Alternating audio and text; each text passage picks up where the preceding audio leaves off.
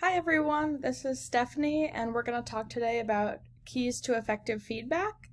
So, this was from the article 7 Keys to Effective Feedback by Grant Wiggins. The first thing I want to talk about today is what is feedback? So, feedback, as defined by Wiggins, is information about how we're doing in our efforts to reach a certain goal. So, these feedbacks can be self-observations. That's something that we often don't think about.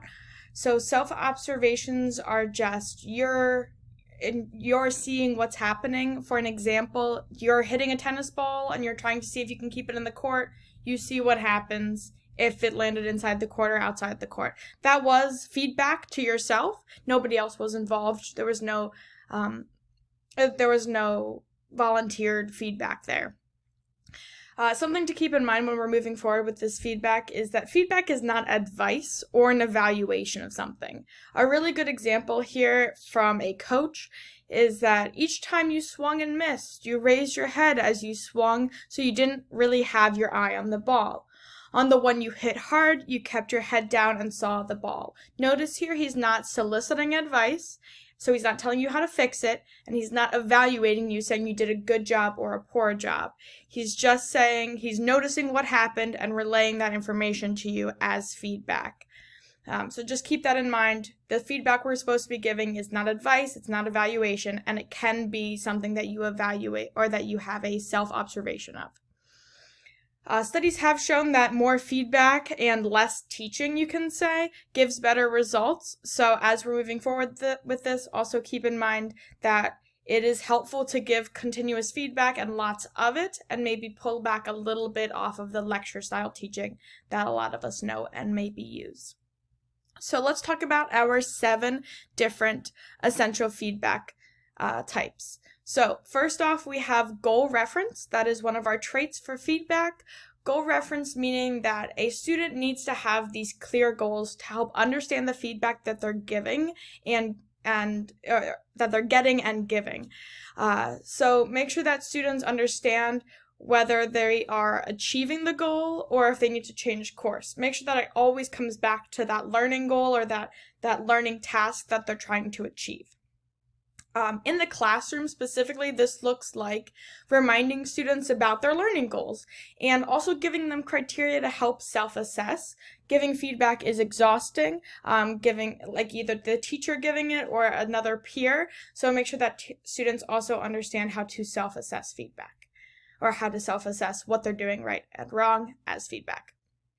The second one of the feedback techniques or essential tips is to make sure that your feedback is tangible and transparent, meaning that the feedback that you're giving should be so obvious and accessible to anyone that has the same goal that they can learn from it.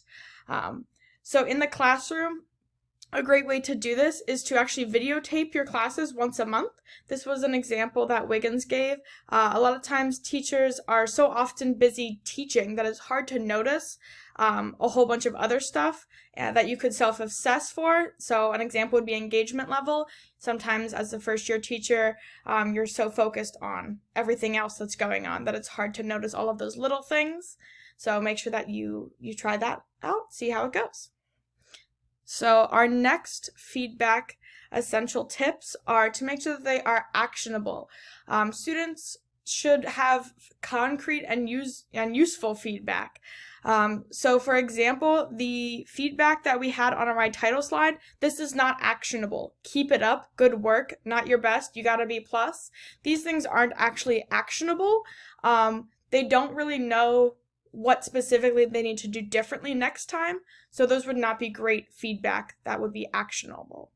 And as a reminder, it is important to show what went right and what didn't work. Those are both equally important feedback. That is both equally important feedback.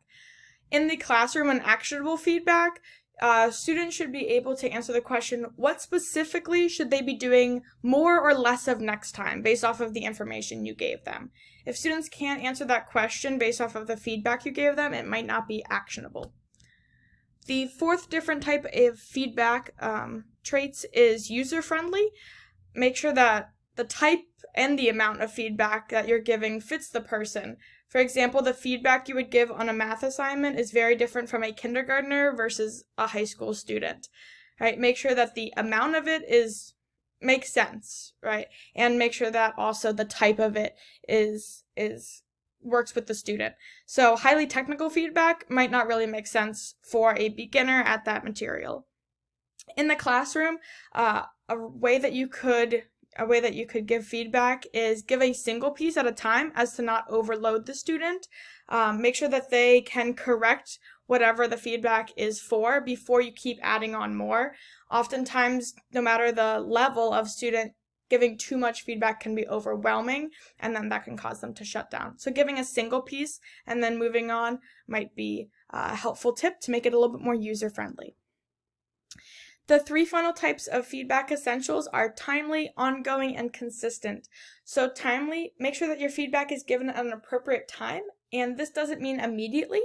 The example that Wiggins gave in his article was during a performance, you wouldn't shout out your feedback right then and there.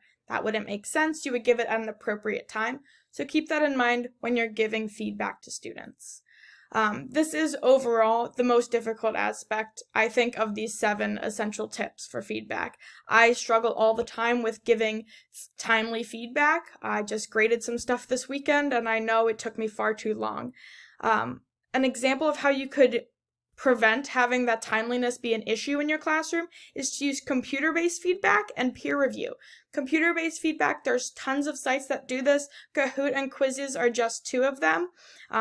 They are self-checking, and they are great if students just need a real quick yes or no, did I get this correct? Peer feedback is also fantastic. We've already seen that in this class. Use them when necessary. Make sure that you set those classroom norms beforehand, though, as to what appropriate peer feedback is. So those are 2 great tips if timeliness is, you're struggling with timeliness for feedback. Ongoing, make sure that you're continuing to give students ongoing feedback. Make sure that you're giving students time and lots of opportunities to use the feedback you give them. I think a lot of downfalls with teachers is to give feedback to somebody and then continuously move on to something new. They're not allowing that feedback to really sink in and have the students practice using that and understanding it. So please make sure that you're giving time and lots of opportunities for those students to use that feedback. So an example in the classroom is just to give that feedback and then give lots and lots of formative assessments and time to practice before you do any kind of summative assessment. And then finally, the last one for feedback is consistency, or to give consistent feedback. Feedback needs to be stable, accurate, and trustworthy for these students. Make sure that you are all on the same page as to what high-quality feedback or high-quality work looks like. This goes for all of the teachers. If you're at an elementary school level, all of the teachers in that grade level, and if you're at a high school, vertical alignment is very important. Same thing with middle school.